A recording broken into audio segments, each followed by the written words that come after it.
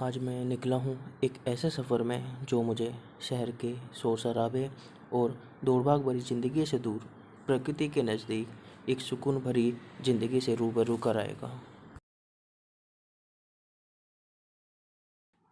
हम लोगों ने अपनी यात्रा गुवाहाटी से लगभग सुबह 5 बजे स्टार्ट करी थी।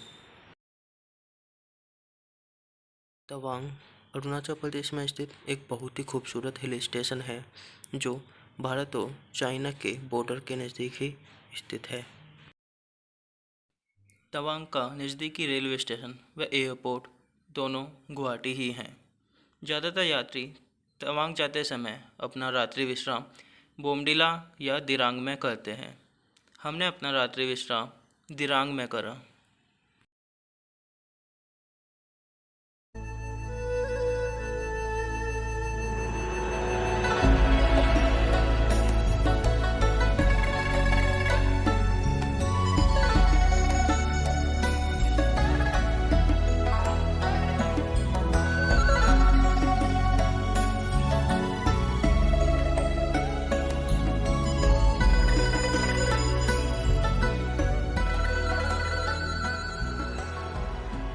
शाम को लगभग 4 बजे दिरांग पहुँचे।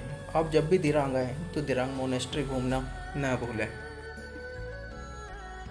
गुवाहाटी से दिरांग आते समय जहां मैं बुरी तरह थक चुका था, वहीं मोनेस्ट्री के ऐसे सुंदर नज़ारे को देखकर मेरी थकान मानो छूमंतर ही हो गई। आखिर इन्हीं सुंदर नज़ारों को देखने के लिए तो हम शहर से इतनी दूर पहाड़ों की तरफ आते हैं।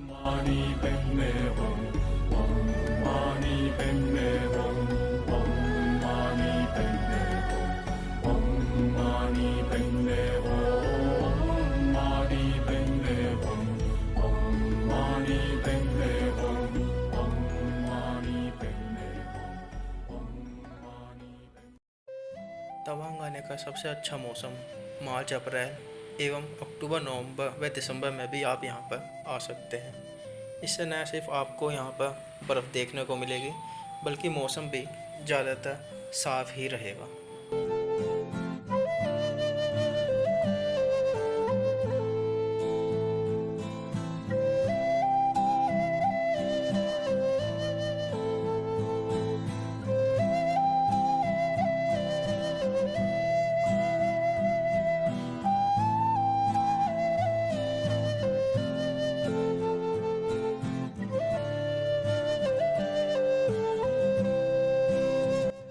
गर्मी के अगर 3-4 महीनों को छोड़ दिया जाए तो सेला झील हमेशा बर्फ़ की मोटी चादर से ही ढकी रहती है।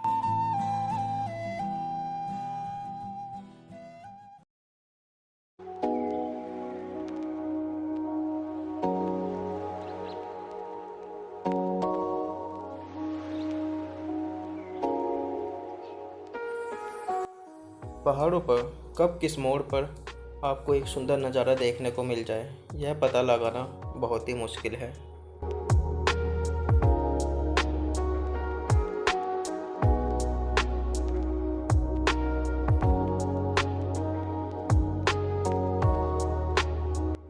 दो 2017 में भी मैं तवांग आया था, लेकिन उस समय रोड की कंडीशन कुछ ठीक नहीं थी। लेकिन अगर अब की बात की जाए तो रोडें काफ़ी चौड़ी एवं अच्छी तरह से बन चुकी थी।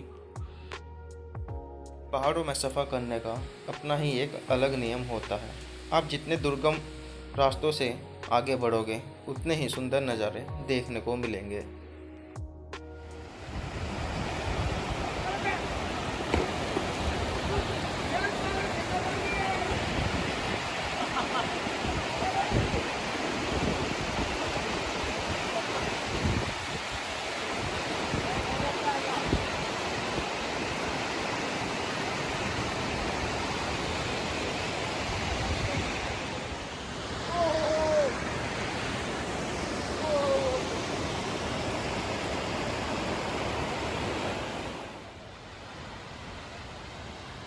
मैंने अभी तक जितने भी वाटरफॉल्स देखे थे, जंग वाटरफॉल उन सभी में से मुझे सबसे बड़ा या सबसे सुंदर लगा।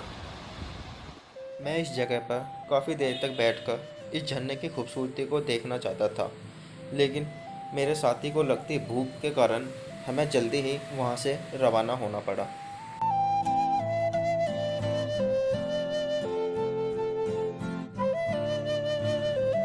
बर्फ़ से ढके इन ऊंचे पर्वतों एवं इस मंत्रमुग्ध कर देने वाले नज़ारे को देखकर ही मुझे पता चला कि आखिर तवांग को नॉर्थ ईस्ट का लेह क्यों कहा जाता है।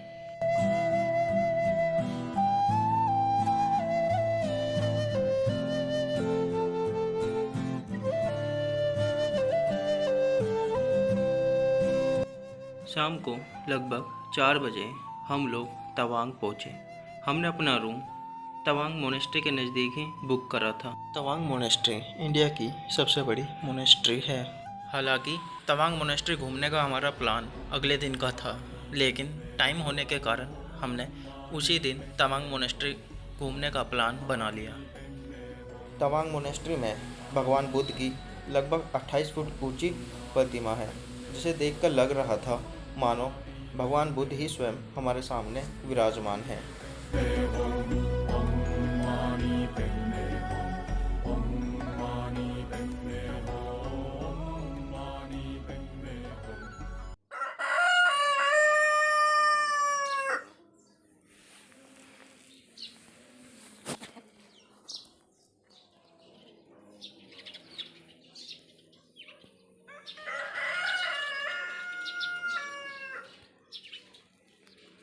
अगली सुबह मैं मॉर्निंग वॉक के लिए तवांग मोनेस्ट्री आया। तवांग मोनेस्ट्री से आपको पूरे तवांग शहर का लगभग 270 डिग्री का व्यू देखने को मिल जाएगा।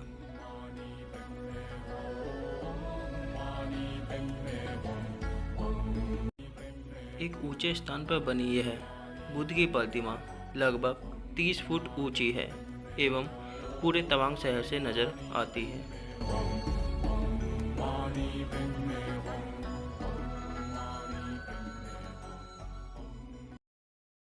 तवांग से माधुरी लेक व बुमला पास जाने के लिए यात्रियों को अपना पर्सनल 4 व्हीलर ले जाना अलाउ नहीं है। इसके लिए उन्हें तवांग से ही गाड़ी बुक करके या शेयरिंग में माधुरी लेक व बुमला पास जाना होता है। तवांग से जब हम निकले थे उस समय वहाँ पर चटकीली धूप खिली हुई थी, लेकिन माधुरी लेक आते आते ऐसा लग रहा था मानो किसी भी टाइम बर्फ़ पड़ सकती है।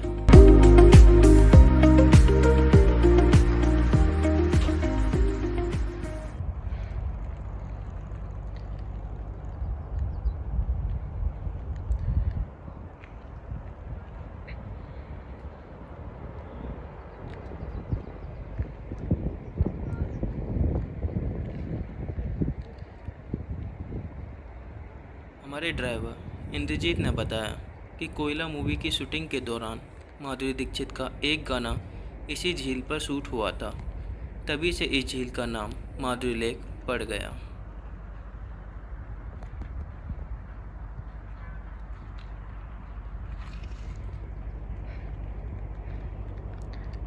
वैसे तो पहाड़ों में मैंने काफ़ी बार सफ़र किया है, लेकिन इतनी बड़ी मात्रा में बर्फ़ मैंने पहली बार देखी थी।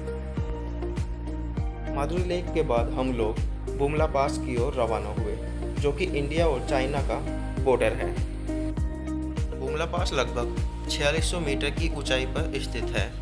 क्योंकि हम लोगों ने यह सफ़र दिरांग व तवांग रुका करा था, जिस कारण से हमें अल्टीट्यूड सिकनेस से होकर नहीं गुजरना पड़ा।